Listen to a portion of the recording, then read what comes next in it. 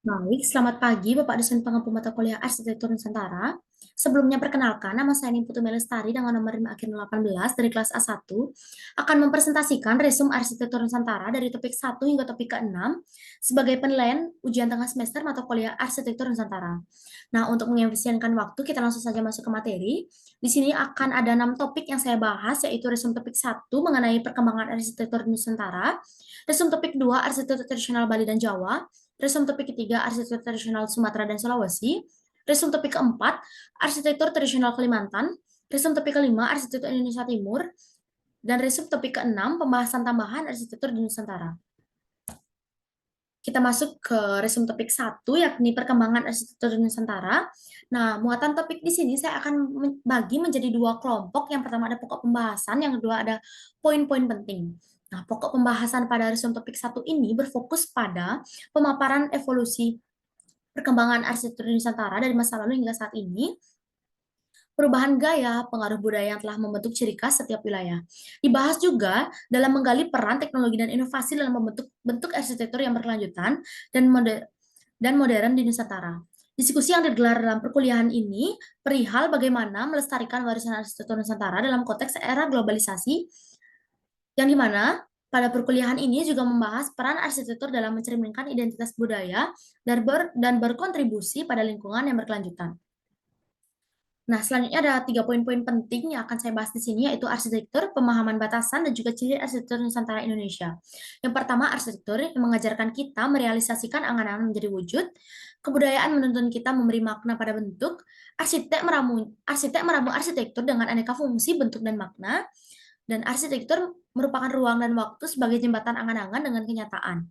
Selanjutnya ada pemahaman batasan arsitektur Nusantara tradisional, yakni arsitektur yang berlangsung dari tahun ke tahun dengan sedikit perubahan. Arsitektur tradisional di Bali merupakan refleksi dari sikap manusia terhadap sesama alam, keyakinannya, atau trihita karana pedomannya pada teks, tutur, relief, dan lainnya.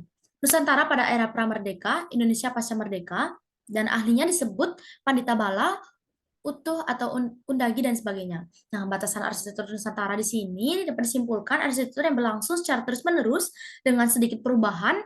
Lokasinya di Indonesia dalam batas waktu sebelum kemerdekaan atau arsitektur Nusantara sama dengan arsitektur tradisi.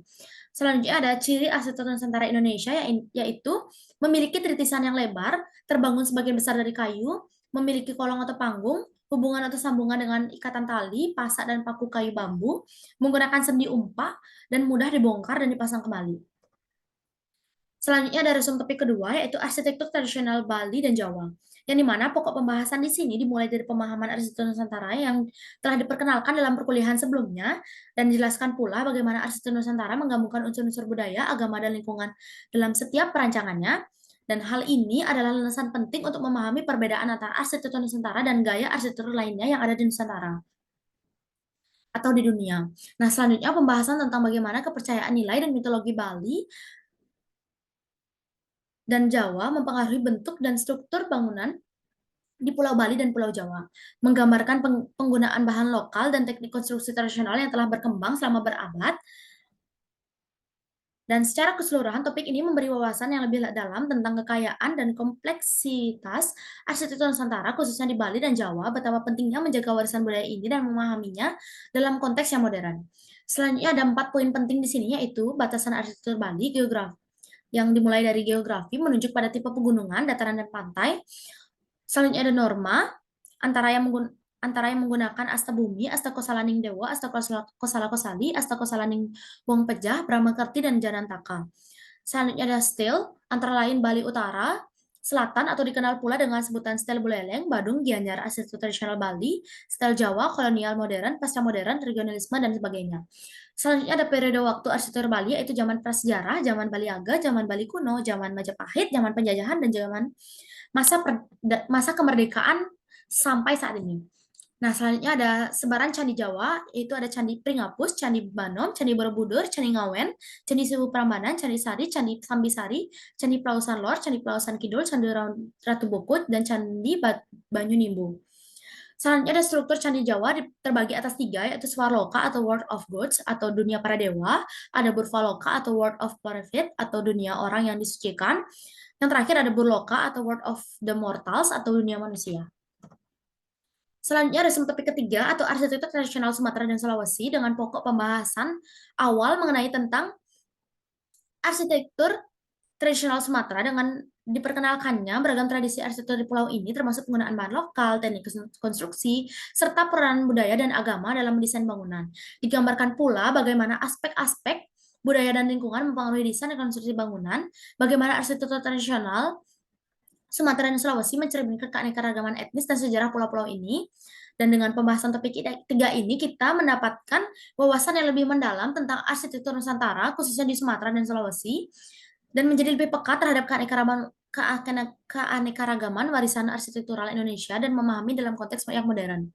Selanjutnya masuk ke poin-poin penting. Di sini ada poin yang pertama yaitu contoh arsitektur tradisional di Sumatera, yakni rumah nias yang bercirikan struktur atau materialnya menggunakan material kayu atau material alami. Selanjutnya ada ruang publiknya terdapat area sirkulasi bersama. Nah, contoh selanjutnya ada rumah mentawai atau rumah panjang, yang dimana bangunan tradisional ini merupakan bangunan yang sangat sederhana, dan bangunan ini merupakan tradisi paling awal.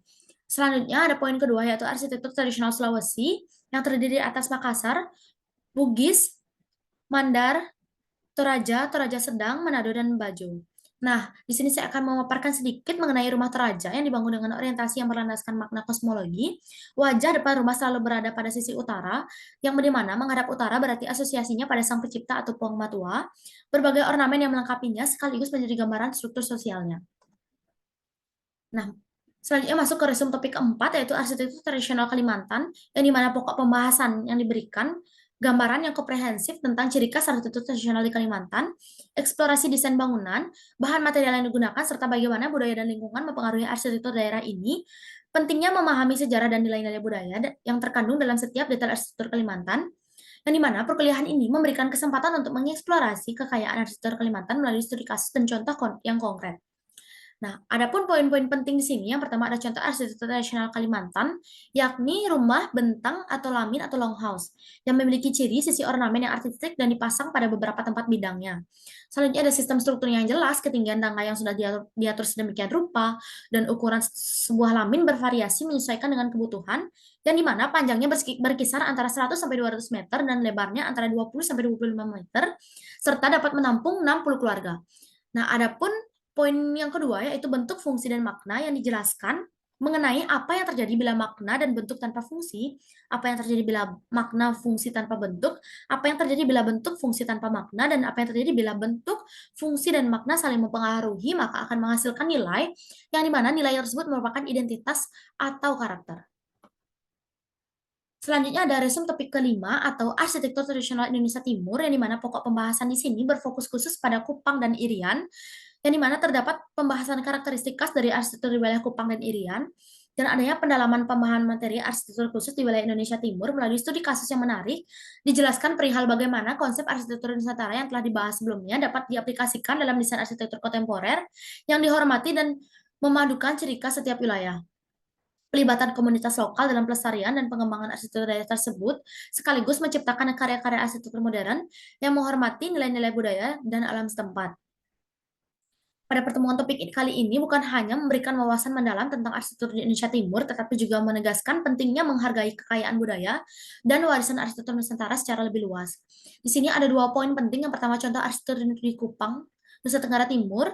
Yang pertama ada rumah gewang atau koripa utam, yang bercirikan bahan-bahan bangunan berasal dari pohon lontar atau family atau palma, yang dimana atapnya terbuat dari daunnya, jendela terbuat dari batang daunnya, dindingnya terbuat dari batang pohonnya, dan asal pohonnya dari India, dan tempat pohonnya dari tempat tumbuh pohonnya dari daerah kering atau savana, dengan karakteristik yang monokarpik berbunga berbuah mati di usia 30 sampai dengan 40 tahun. Nah, selanjutnya ada contoh arsitektur tradisional Papua. Contohnya di sini ada rumah Kariwari atau rumah Honai, yang merupakan rumah suku-suku pegunungan di tengah Papua. Nah, ciri-ciri rumah adat Honai ini bentuk atap yang bulat kerucut. Rumah ini memiliki pintu kecil dan jendela yang kecil, tinggi bangunan 2,5 hingga 5 meter, dengan diameter 4 sampai 6 meter. Selanjutnya kita masuk ke resume topik ke-6 atau resume topik terakhir, yaitu pembahasan tambahan arsitektur di Nusantara.